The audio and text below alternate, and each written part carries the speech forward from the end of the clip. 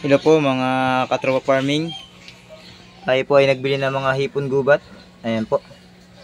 Yung una ko pong mga nabiling hipon gubat ay nung nilagay ko po dito ay mga nagtakasan po pala na-adyo po pala sila sa mga ganito.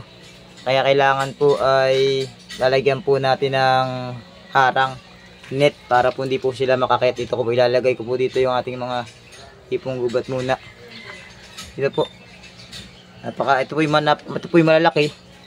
Ayan po, lalaki po niya, no. Lalaki po yan. Yung iba po yung maliliit. Yung iba po ay mga namatay na po yung iba. Kasi kagabi pa po ito hinuli. Ay sama-sama lang po sila. Kaya po yung ibang maliliit dito. Ito po mga namatay. Ay akin na pong tatanggalin. Lulutuin ko na lang po. Ialawak na lang po sa gulay. Ayan po, napakalalaki. Ayan po, marami naman pong buhay. Yung iba po ay ayan po, mga buhay po yung ano. Ito po, inahin. Ayan po, napakarami po niya. Paparamihin po natin. Susubukan po natin mag-alaga ng mga hipong gubat. Yung una ko pong pag-aalaga talaga po ay mga nangawala. Ay sayang po ito, inahin tumanding ka, oh. Ayun, inahin po, may itlog na, sayang.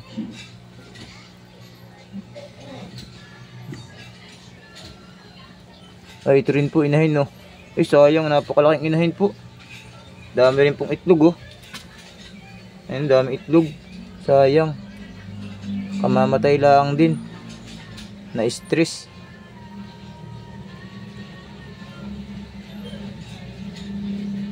Baka naman ulian pa. Ito pong iba ay buhay pa. Marami pa naman pong mga buhay. Piliin lang natin.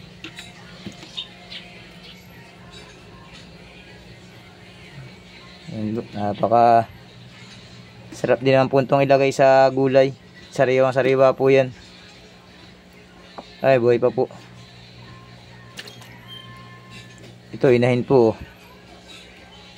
Yun, may mga buhay po tayo, mga inahin din.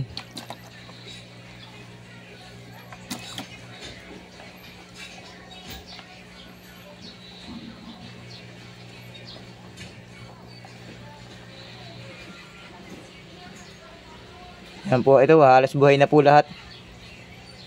Parang ko lang po dito sa isang ito. Makaka-recover pa.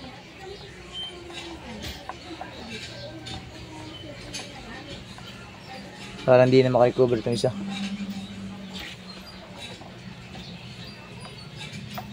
Ay boy pa. Ay boy pa.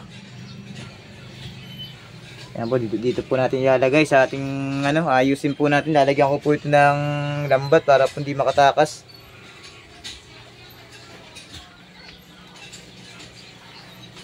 Yan, ito lang po yung ating mga dito. Ito po ang ating alagaan ngayon. Susubok po tayo magparami ng ating mga hipong gubat.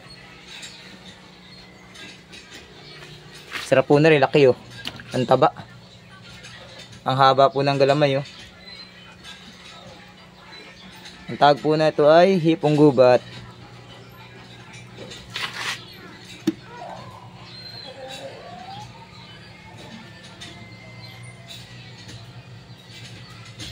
Mga inahin, no? Ibang inahin. Marami pa rin naman pong natira. Ayan po yung mga buhay.